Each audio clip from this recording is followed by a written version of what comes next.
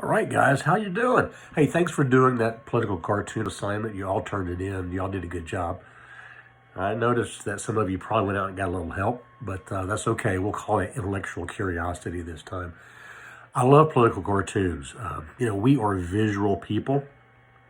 We see things in our head visually. We don't really see it in letters and words and sentences and paragraphs. We see things as images.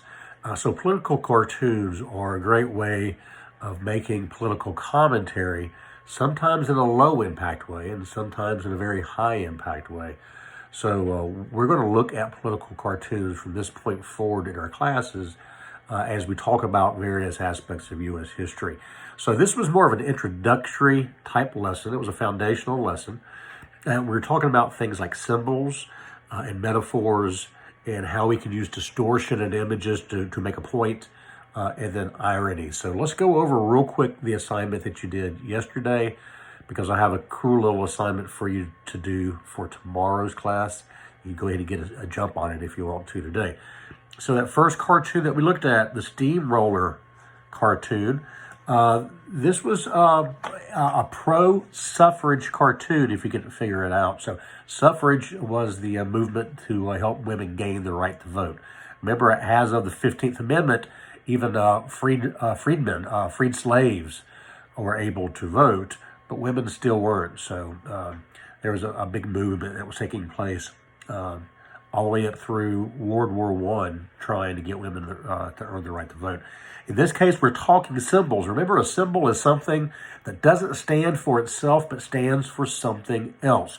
So in this case, we have two main symbols in this cartoon. We have the steamroller. Remember, this cartoon is not about steamrollers. It's not a construction video.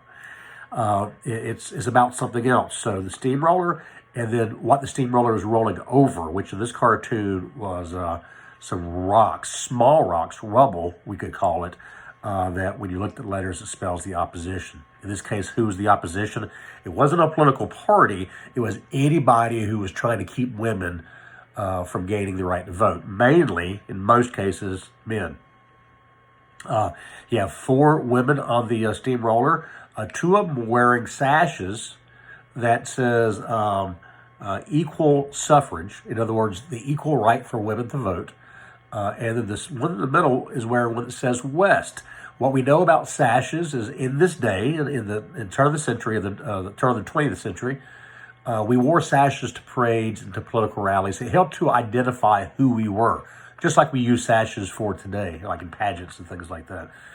So you have the two women who are saying, we're all about getting the same rights that men have as it relates to voting. In the middle is kind of identifying for us where this is taking place, where the focus of the cartoon is.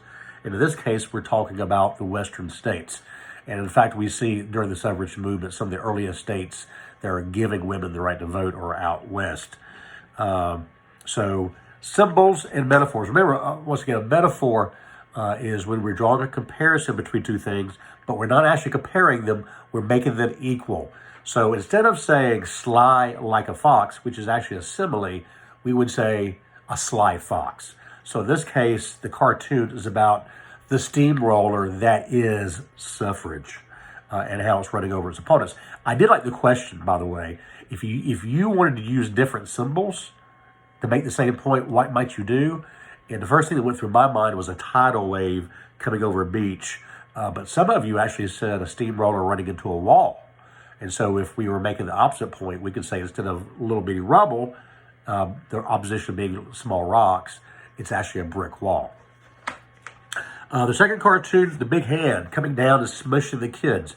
We're talking about distortion. We're talking about how we can make part of a picture smaller or bigger or angrier or less angry or nicer. In other words, we distort the image to make a point. In this case, we see that the giant hand, which is so much bigger than the kids, represents big business, particularly big business as it related to child labor, or those companies who were hiring small kids and that was profiting off their low-cost or no-cost labor.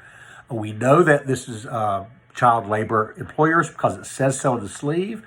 We also know that they're very rich because he's wearing a huge diamond ring. And there's a couple of ways you can see this hand as it approaches the kids. Either A, the hands were breaking the kids, and they were.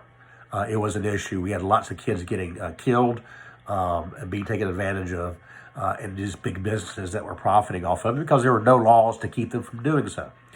The other way we could look at it is as if those profits that are being made by these big rich companies are being made on the backs of these kids.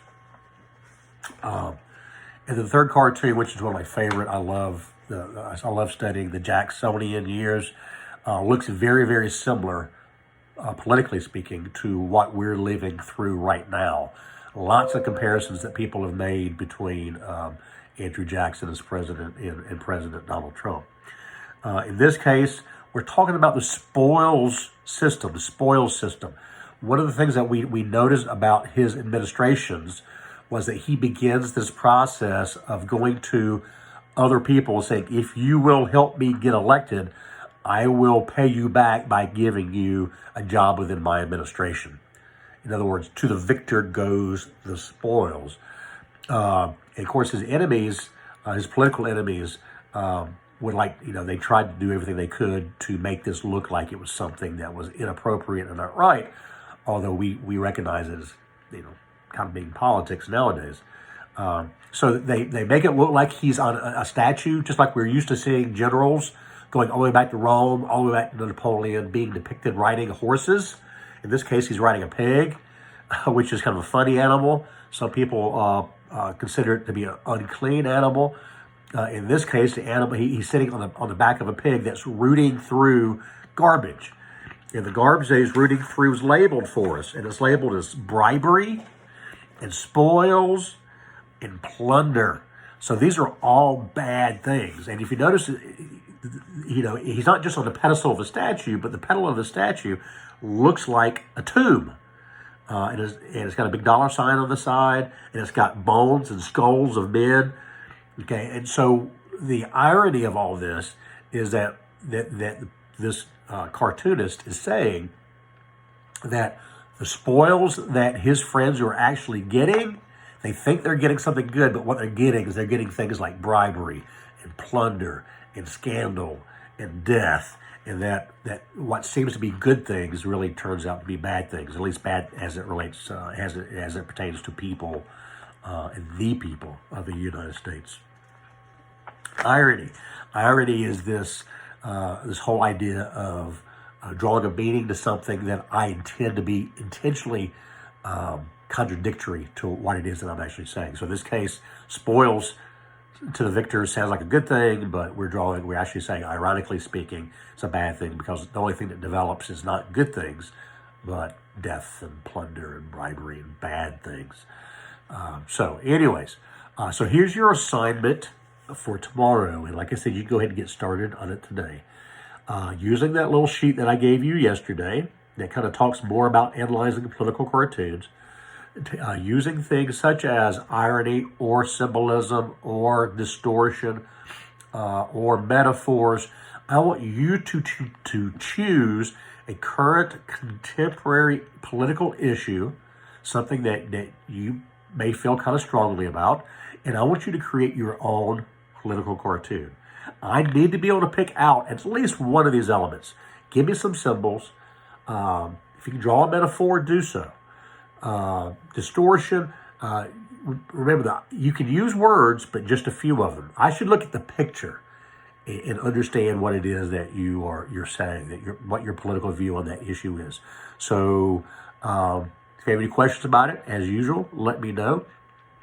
I'm looking forward to the cartoons. And listen, this is not an artistic assignment. For those of you who are artsy, you're going to enjoy doing this. For those of you who are like me, you're going to struggle. But I'm not judging you based upon the quality necessarily of your art of your art. I'm really looking more for the meaning behind what you're saying. So don't worry. If you do stick people, that's fine. If you want to go out and take a look at some other political cartoons, you can do so. Just to get an idea of some other things that are out there, but don't copy them. Okay, I want this to be original and from your own mind. So, anyways, guys, love you, miss you. Looking forward to seeing your political cartoons. And remember, this has to be in by tomorrow at 11:59. As of midnight, nothing is being accepted in Google Classroom. So once again, if you have any questions, let me know. Otherwise, peace.